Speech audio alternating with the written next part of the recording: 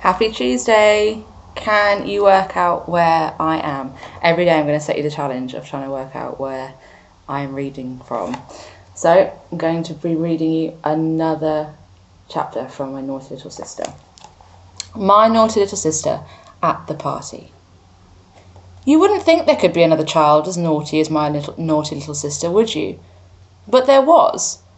There was a thoroughly bad boy who was my naughty little sister's best boyfriend, Bad Harry.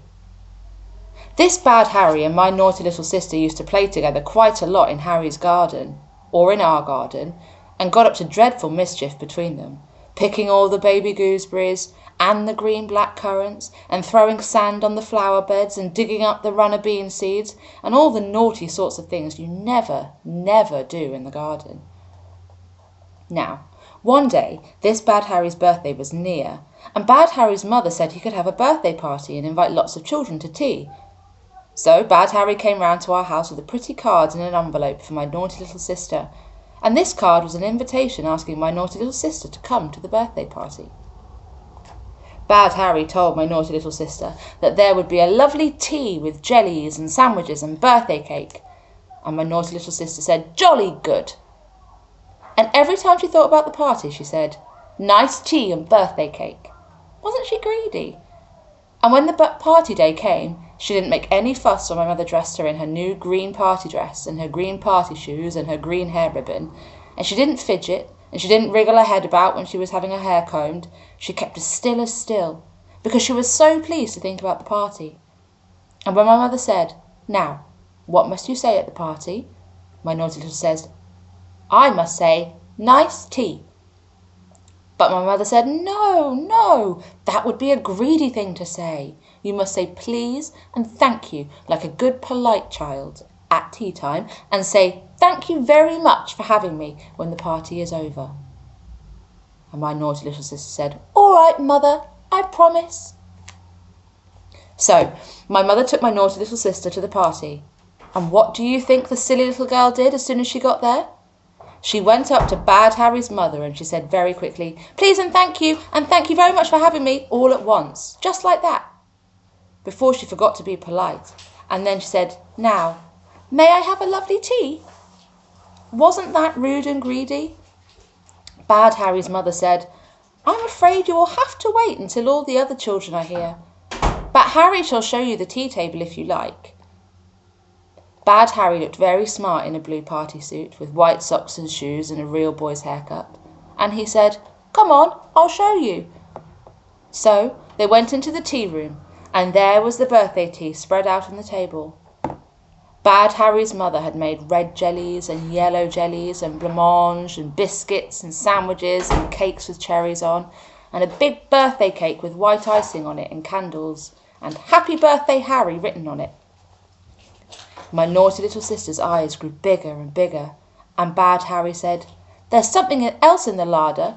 It's going to be a surprise treat, but you shall see it, because you are my best girl friend." So Bad Harry took my naughty little sister out into the kitchen, and they took chairs and climbed up to the larder shelf, which is a dangerous thing to do, and it would have been their own faults if they had fallen down. And Bad Harry showed my naughty little sister a lovely spongy trifle covered with creamy stuff and with silver balls and jelly sweets on the top. And my naughty little sister stared more than ever, because she liked spongy trifle better than jellies or blancmange or biscuits or sandwiches or cakes with cherries on or even birthday cake. So she said, "For me." Bad Harry said, "For me too," because he liked spongy trifle best as well.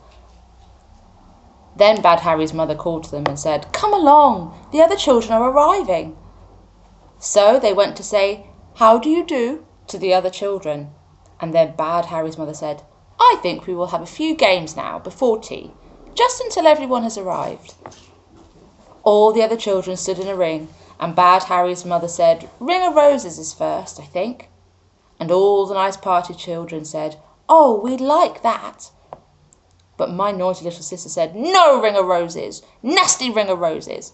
Just like that, because she didn't like Ring of Roses very much. And Bad Harry said, "Silly game." So Bad Harry and my naughty little sister stood and watched the others. The other children sang beautifully too, and they all fell down and laughed. But Harry and my naughty little sister didn't laugh. They got tired of watching and they went for a walk. Do you know where they went to? Yes, they went to the larder to take another look at the spongy trifle. They climbed up on the chairs to look at it really properly. It was very pretty. Ring-a-ring-a-roses, sang the good party children. Nice jelly sweets, said my naughty little sister. Nice silver balls. And she looked at that terribly bad Harry, and he looked at her. Take one, said that naughty boy. And my naughty little sister did take one. She took a red jelly sweet from the top of the trifle, and then bad Harry took a green jelly sweet, and then my naughty little sister took a yellow jelly sweet, and a silver ball, and then bad Harry took 3 jelly sweets, red, green and yellow, and 6 silver balls, 1, 2, 3, 4, 5, 6, and put them all in his mouth at once.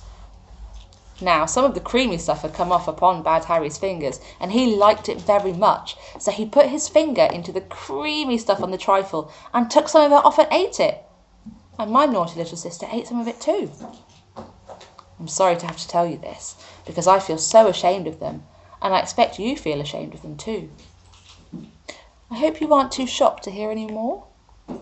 Because do you know, those bad 2 children forgot all about the party and the nice children all singing Ring-a-Roses. They took a spoon each and scraped off the creamy stuff and ate it, and then they began to eat the nice spongy inside. Bad Harry said, now we've made the trifle look so untidy, no one else will want any, so we may as well eat it all. So they dug away into the spongy inside of the trifle and found lots of nice fruity bits inside. It was a very big trifle, but those greedy children ate and ate.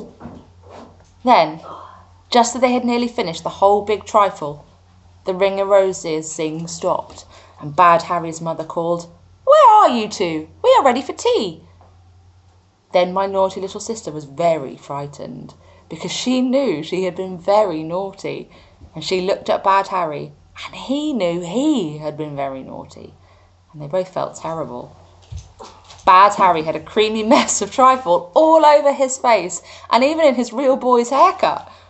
And my naughty little sister had made her new green party dress all trifly. You know how it happens if you eat too quickly and greedily. You might need a bib. It's tea time, said bad Harry, and he looked at my naughty little sister, and my naughty little sister thought of the jellies and the cakes and the sandwiches and all the other things, and she felt very full of trifle, and she said, Don't want any. And do you know what she did? Just as bad Harry's mother came into the kitchen, my naughty little sister slipped out of the door and ran all the way home. It was a good thing our home was only down the street and no roads to cross, or I don't know what would have happened to her. Bad Harry's mother was so cross when she saw the trifle that she sent Bad Harry straight to bed at his own party, and he had to stay there and hear all the nice children enjoying themselves. Oh, that was harsh. I don't know what happened to him in the night, but I know that my naughty little sister wasn't at all well from having eaten so much trifle, and I also know that she doesn't like spongy trifle anymore. Wow, eating an entire trifle and then having to miss your own party. Very bad, Harry. Well, I'll welcome you back tomorrow and see if you can work out where I'm sitting tomorrow. Bye.